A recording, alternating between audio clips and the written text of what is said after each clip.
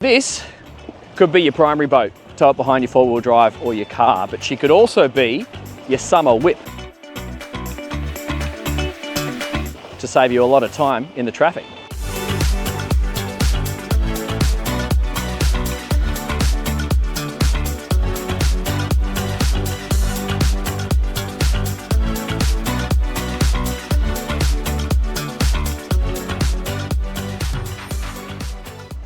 So this is the Highfield 560, guys. It's the 560 Sport. So I think the first thing I want to point out, main point of difference for this brand is they are all based on anodized aluminium hulls. These things are solid as, and you really do notice it going through some chop. So if you're looking for a rib that's got, I guess, a little bit more of a practical nature to it, then perhaps a Highfield is going to be good for you. So what do I mean? If you want to use it in the tender function, if you want to tow it behind your vehicle, use it as a bit of an adventure boat, or if you just want to leave it up on your dock, on your lift, or in the water out the front of your house and use it as a bit of a car, I think perhaps this size doesn't use much fuel, it's very manageable, you can give it to your kids, it could be worth your attention. So in this video we're going to do a bit of a deep dive, and then in the next video, if you're interested in something like this, we're going for a drive. So that's for you if you are a buyer. But come in and have a look at the construction. I've been told the factory in China is really like, I guess, laser-like perfection. The way they're constructing these, there's a lot of robotics now. They're dipping the aluminium, the whole process. Essentially, they keep a piece of the rubber and then they keep a piece of the aluminium of every single boat, and they go through a quality control at every single stage. I haven't actually been to the factory there yet myself, but I've heard a lot of interesting things because I've been down to Melbourne this week already and spoken to some of the guys who have been. But you can see this protection here, they're running down the keel, which protects us coming up on the beach. Obviously aluminium is great for areas with coral. And then the tubes itself, you can have PVC or Hypalon, so you want to make a decision on what material you choose and where in the world you're going to be using it as to what will suit you. We might deep dive into that a little bit more on the Patreon. And you can also have a selection of colors. So you can see the lighter color on this one, and we've got another Highfield, which is going to be a separate video, in the cool stealth black behind us. But come up and we'll focus on the bow, and then we'll make our way through the rest of the boat. So this is literally the bow roller just for securing your anchor. You don't want to tow the boat with this. You can secure it perhaps to a dock, and you've got your lights just here for navigation and your foot pad here for boarding if you go bow in. But you really want to secure the boat if you're going to tow the boat, if you need a strong point down here. So you can have a strop that comes up and secures itself to that cleat, and that's the strong point. There are more strong points. So when we get inside the boat, there's actually lifting points that all of these Highfields have. So these are the forward lifting points, and there is some down in the aft section of the boat. So you can attach some strops to these. So if you are a member, say at your local yacht club, and you race Etchels or any of those yacht clubs where you have a small crane, you could whip something like this underneath the crane, get it out of the water, give it a quick bum clean, and then chuck it back in. So if you're just in a region where you only use the boat, say for 3-4 months of the year, you probably don't need to anti-foul it. You could actually just leave it in the water and clean it once a month using your yacht club facilities, if that's important to you. And I know at the recent Olympics, they had a lot of Highfields as support boats there. So I assume that's what they were doing as well. So this bow area, it's in the functional setup right now. So it is actually center console, walk around, but I have more space to walk through on the port side. So she's a slight offset console. So you can see this is the side that you want to favor to go forward, but you can still actually get around on the starboard side. It's quite practical. One of the things that I noted straight away on this design, as we've been using it for a few hours today already, is there's places to grab on and hold everywhere. There's hand holds here. This is a really, really good structure for holding In a Seaway, you've got these soft handles here, and there's a lot more at the back of the boat, which we'll have a look at in a second. So for anchoring, it's literally just a hand anchoring process on this one. It's stowed in a bag. It's got about 2 meters of chain, gal chain, and you deploy it yourself. You can have storage for a few more bits and pieces there. And here you can see fuel tank intake just here, and a little drain to keep it all neat and tidy. This is all aluminium construction, and I'll just show you.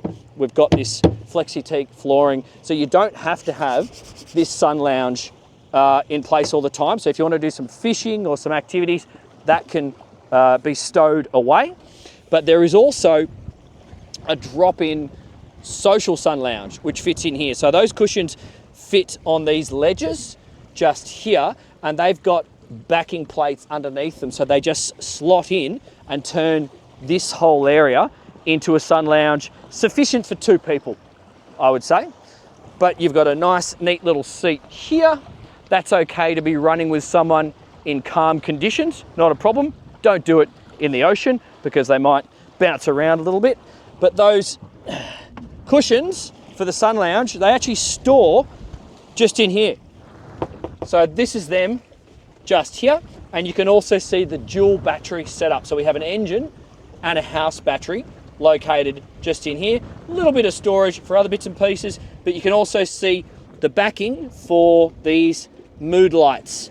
So it's going to be quite a cool looking thing of an evening if you have her floating behind your mothership.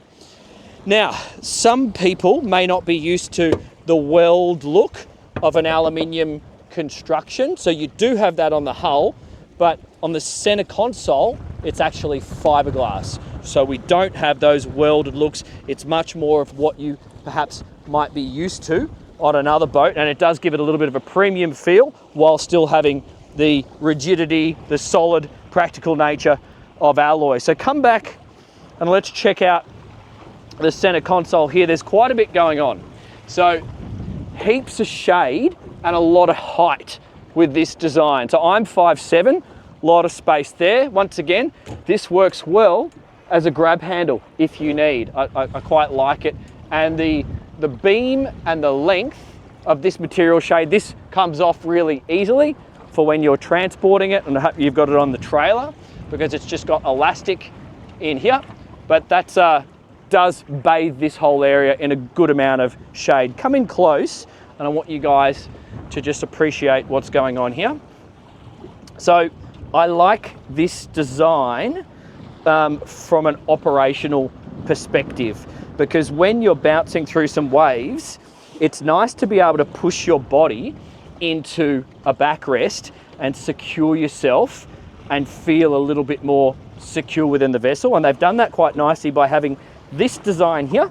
Same again on the port side. And when you flip up this bolster, it's quite comfortable and fine to drive from a seated position. But if you want to do some active driving in some waves, you might want to do that. See how the design, it's got a bit of a concave in it here and here. It naturally wants to hold your lower back into position, and then you put a foot up there and you really do feel in control. If you want to hook it through a turn, you're not going to slide off the helm because you're just going to hit the side. Does that make sense? Hopefully it does. So you've got grab handles here, here, and here. Really, really practical. And then you've got key start, obviously, your battery there, got some 12-volt charging there. Safety, I would go using the safety on a designer boat like this. It does make a lot of sense. Pass me the camera, I'll show you guys on this side. But we have drink holder, phone charger, drink holder. We've got that looks like a 9-inch Simrad. You might be able to get something slightly bigger, maybe.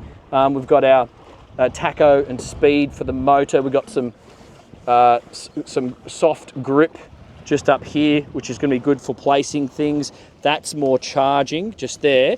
And if you see this, that's if you had an electrical fire, that's how you just punch the fire extinguisher through there and then activate it rather than opening up the whole console. And in terms of opening, if you're going to install more electrics or do some service work, it looks like you just take this bolt here and that bolt there, and then the whole thing hinges on these hinges here and here, and then it looks to me as if it opens.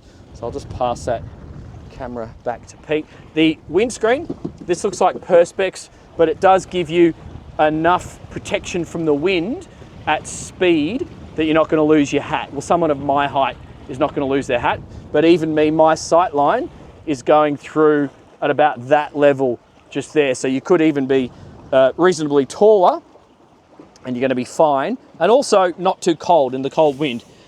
So little esky, good spot for that there. This is a great spot for phones and wallets, just out of the way. As I said, we do have the flip down bolster. I like the cross stitching just here. That's pretty good. I'm pretty sure this foam must be closed cell foam, because we had this on another Highfield in the moisture in Victoria on Monday, and I sat on it and it didn't wet my jeans. So I assume they've done the higher quality closed cell foam. In terms of the tubes themselves, I think it was it 5 compartments? 6 on this one. So that's what you've got in terms of safety if you popped a tube, guys. Now let's have a look at this construction here. I like how they've done the Highfield just in here. I'll show you guys. That looks cool. So that's just been laser cut in the aluminium there. You've got 3 drink holders there. You've got another charging point there. And this pop-up neat little table is just on 2 gas struts, and then it just pops into that little thing. So when you want it out of the way, boom, nice and simple, sort of no nonsense. I'll pass that back to you, Pete. So you'll probably get, you could possibly get up to 4 people. Let's call it 3. Let's call it 3 people, because I know you guys always jump in the comments when I overestimate the number of people. I'm always thinking, for some reason, I always have bikini girls in my head. I don't know why. But that looks fine. This looks like it removes, but that's not going to come out very easily. So I think that would just be, if you didn't want the backrest there, you'd do that in your garage. I wouldn't go doing that out on the water.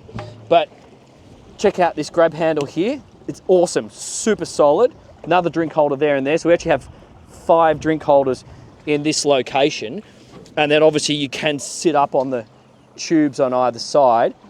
And now look at the storage. This is the biggest storage area in the boat. You can see we've got our fuel filter, fuel shut off. I better show you with this camera on the starboard side. Okay, and look at the